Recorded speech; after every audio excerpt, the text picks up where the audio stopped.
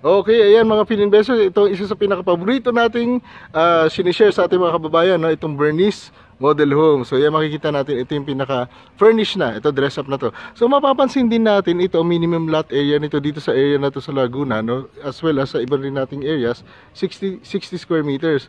So ibig sabihin hanggang doon yan, hanggang dito. So pag ganun pa siya, no? Malaki pa yung space. So mapapansin natin from here, yan, lapitan natin. From the gutter, may 1.5 meters yan, or 1 meter, no?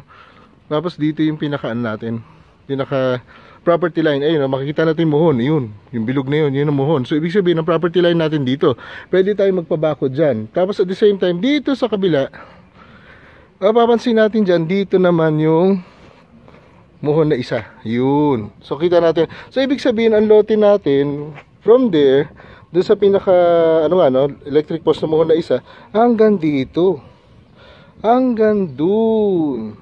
So ibig sabihin may space pa talaga siya. Meron pa siyang for expansion, no? Kung titignan mo siya dito sa gilid, pwede ka pa mag-expand hanggang dito pa eh. Tapos pwede mo rin pataasan. So ngayon tingnan muna natin loob. So pasok tayo. Yan, so 1, 2, 3, 4, 5, 6, 7, 8. So mga more or less 8 to 9 steps bago makapasok. So maluwag pa talaga. Yan. Ito ang cute, oh. Tingnan natin, oh. Ito yung sala. Ang cute na pagkakagawa. Pwede ito actually parang no, yung sofa bed kung gusto natin, kung marami tayong bisita. Tapos lagyan natin ng mga cabinets. Ganyan, no.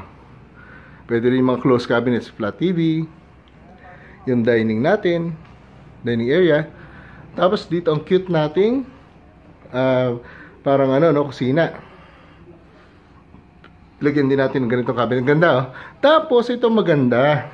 Binigyan tayo ng idea para makapaglagay ng partition. Ayun, oh. Pwedeng pwede pa rin pala. So ito yung natin, oh. Pinaka bedroom. Yan, pwedeng double deck, single bed. Pwede mo rin naman sagarin ng queen size bed kung gusto mo doon, or double bed na tinatawag, no. So nilagyan lang ng cabinets para efficient. Then ito meron din siya area na to na mga shelves. Ayan. So tapos dito pwede pa maglagay ng dalawang upuan, no. So parang dresser niya. Plus itong modular cabinet natin. Ang ganda ng pagkagawa. Para siyang condominium nga kung tutuusin natin. Di ba usong-usong mga condo ngayon. Parang mga studio type, no? Ito actually parang one bedroom na nga ito lumalabas eh. Tapos ito yung ating pinaka CR. Ayan. So kompleto naman fixtures yan. Ayan, no? Ito yung shower area. Tingnan natin. Yan. Tapos ito yung pinaka backdoor. Kasi nakasarado siya. Ikot tayo sa labas. So makikita natin ito yung pinaka kabuuan ng model unit. Ganda, oh. Ganda ng pagkakagawa. Very efficient. Yan. Yan ang kagandahan dyan. Ikutan natin sa likod, ha. Para makita natin yung pinaka service area. So ito, laki pa, oh. Ganda sa may anino niya, oh. Ayan. Hanggang dito pa siya. So kung titignan natin yung kapitbahay natin, pwede pa tayo maglagay ng bakod dun, oh. Dito sa area na to.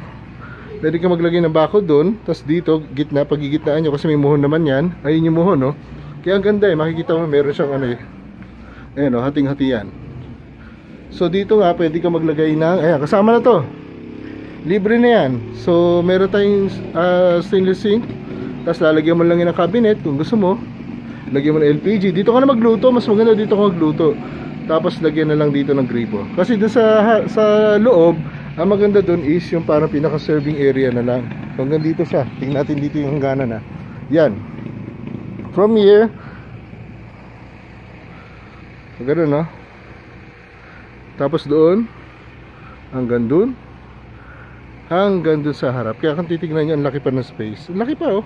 Sulit ito, sulit ito. Ang ganda nitong Bernice talaga, no? So yung lote natin is malaki pa. At pwede pang mag-extend pataas, pagilid. So napakaganda para sa affordable price. Sulit na sulit tayo dito mga Fininvestors sa mga kumuha. Congratulations sa inyo lahat.